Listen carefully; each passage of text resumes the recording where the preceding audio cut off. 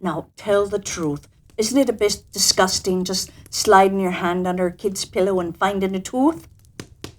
Well, I know you're used to it, but I guess what I'm just saying is this what you want to do with the rest of your life? There's plenty of other jobs, in the fields of science or the arts. Well, I think you'd make a wonderful flight attendant because I've got to go. Bye-bye. Oh, hello. I don't know about you, but I have never enjoyed going to the doctor. So when I was 11 years old, I was scared to death when I found out that everyone in my class would have to go to the school nurse for a complete exam, from head to toe. The nurse would be poking, inspecting, and shining lights on parts of me that I'd never seen. Well, I finally came up with a very clever idea. I gave my friend Cindy $6 and a copy of Black Beauty to pretend to be me at the examination. Because you see, the nurse didn't know what I looked like, and Cindy went to a different school, and she didn't mind being naked, so it worked perfectly. I hid in the girls' restroom while the nurse examined every nook and cranny of Cindy like a detective examines a crime scene. The next morning, I was eating breakfast, feeling quite proud of myself for getting out of the exam, when there was a knock at the door. It was two men in surgical masks from the county hospital who informed my parents that I had been diagnosed with chickenpox and would have to be quarantined for the next 3 weeks. I tried to tell them it was a terrible mistake, but of course, no one believed me. I spent the next 3 weeks in bed, and I missed the spring carnival and a trip to Hawaii with my grandparents. And I learned a very important lesson. If you have a friend go to the nurse and pretend to be you, well, don't assume that those spots on her face are zits. Now, this is a story about a girl pretending to be somebody she's not and the incredible things that happen because of it. It's called The Goose Girl, and it's by the Brothers Grimm. There once lived an old queen whose husband had been dead for many years, and she had a beautiful daughter. When the princess grew up, she was promised in marriage to a prince who lived far away. When the time came for her to be married, and she had to depart for the distant kingdom, the old queen packed up for her many costly vessels and utensils of silver and gold, and trinkets also of gold and silver, and cups and jewels, and, in short, everything that belonged to a royal dowry, for she loved her child with all her heart. She likewise assigned to her a maid who was to ride with her and deliver her into the hands of the bridegroom. Each received a horse for the journey. The princess's horse was called Falada and could speak. When the hour of departure had come, the old mother went into her bedroom, took a small knife, and cut her finger with it until they bled. Then she held out a small white cloth and let 3 drops of blood fall into it. She gave them to her daughter, saying, "Take good care of these. They will be of service to you on your way." Thus they sorrowfully took leave of one another. The princess put the cloth into her bosom, mounted her horse, and set forth for her bridegroom. After they had ridden for a while, she felt a burning thirst, and said to her maid, "Dismount, and take my cup, which you have brought with you for me, and get me some water for the brook, for I would have a drink." "If you're thirsty," said the maid, "get off your horse yourself, and lie down near the water and drink. I won't be your servant." So, in her great thirst, the princess dismounted, bent down over the water in the brook, and drank, and she was not allowed to drink out of the golden cup. Then she said, "Oh, Lord," and the 3 drops of blood answered, "If your mother knew this, her heart would break in 2. But the king's daughter was humble. She said nothing and mounted her horse again. They rode some miles further. The day was warm, the sun beat down, and she again grew thirsty. When they came to a stream of water, she again called to her maid, "Dismount and give me some water in my golden cup," for she had long ago forgotten the girl's evil words. But the maid said still more haughtily, "If you want a drink, get it yourself. I won't be your servant." Then at her great thirst, the king's daughter dismounted, bent over the flowing water, wept, and said, "Oh, Lord." And the drops of blood again replied, "If your mother knew this, her heart would break in 2." And she was thus drinking, leaning over the stream, the cloth with the 3 drops of blood fell from her bosom and floated away with the water, without her taking notice of it. So great were her concerns. However, the maid heard what happened, and she rejoiced to think that she now had power over the bride, for by losing the drops of blood, the princess had become weak and powerless. When she wanted to mount her horse again, the one that was called Falada, the maid said, "I belong on Falada, you belong on my nag," and the princess had to accept it. Then, with many harsh words, the maid ordered the princess to take off her own royal clothing and put on the maid's shabby clothes. And in the end, the princess had to swear under the open heaven that she would not say one word of this to anyone at the royal court. If she'd not taken the oath, she would have been killed on the spot. Falada saw everything and remembered it well. The maid now climbed onto Falada, and the true bride onto the bad horse, and thus they travelled onwards until they finally arrived at the royal palace. There was great rejoicing over their arrival, and the prince ran ahead to meet them, then lifted the maid from her horse, thinking she was his bride. She was led upstairs, while the real princess was left standing below. Then the old king looked out of the window and saw her waiting in the courtyard, and noticed how fine and delicate and beautiful she was. So at once he went to the royal apartment and asked the bride about the girl she'd had with her, who was standing down below in the courtyard, and who she was. "I picked her up on my way for a companion. Give the girl some work to do so she won't stand by idly."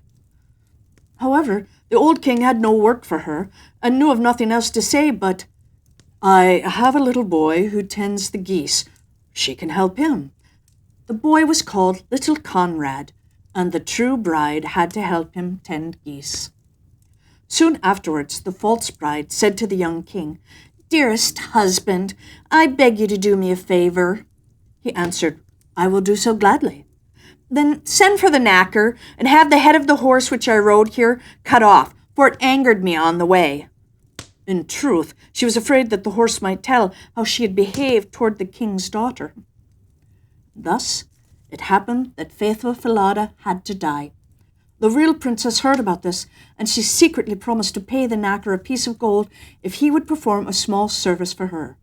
In the town, there was a large, dark gateway through which she had to pass with the geese each morning and evening. Would he be so good as to nail Falada's head beneath the gateway so that she might see him again and again? The knacker's helper promised to do that, and cut off the head and nailed it securely beneath the dark gateway. Early in the morning, when she and Conrad drove out their flock beneath this gateway, she said in passing, "Alas, Falada, hanging there." And then the head answered, "Alas, young queen, passing by, if this your mother knew, her heart would break in two." Then they went still further out of town, driving their geese into the country. And when they came to the meadow, she sat down and unbound her hair, which was of pure gold. Conrad saw it, was delighted how it glistened, and wanted to pluck out a few hairs. Then she said, "Blow, wind, blow, take Conrad's hat and make him chase it until I have braided my hair and tied it up again." Then such a strong wind came up that it blew Conrad's hat across the fields, and he had to run after it. And when he came back, she was already finished combing and putting up her hair, so he could not get even one strand. So Conrad became angry and would not speak to her, and thus they tended the geese until evening, and even then they went home. The next morning, when they were driving the geese out through the dark gateway, the maiden said, "Alas, Falada, hanging there."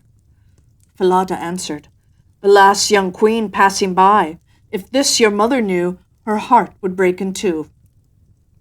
She sat down again in the field and began combing out her hair. When Conrad ran up and tried to take hold of some of it, she quickly said, "Blow, wind, blow. Take Conrad's hat and make him chase it until I have braided my hair and tied it up again." Then the wind blew, taking the hat off his head and far away. Conrad had to run after it, and when he came back, she had already put up her hair and he could not get a single strand. Then they tended the geese until evening.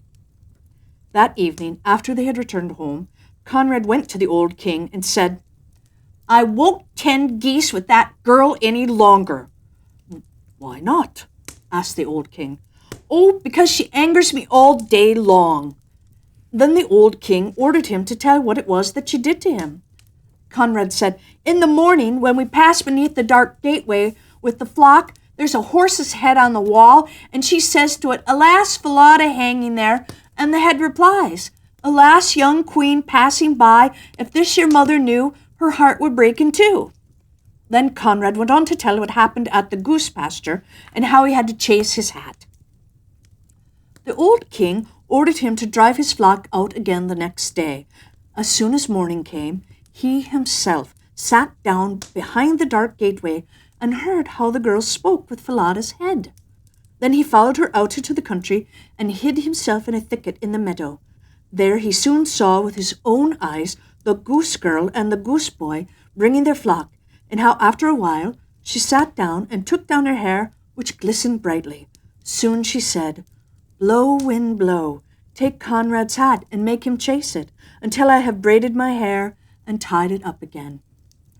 Then came a blast of wind and carried off Conrad's hat, so that he had to run far away, while the maiden quietly went on combing and braiding her hair, all of which the king observed.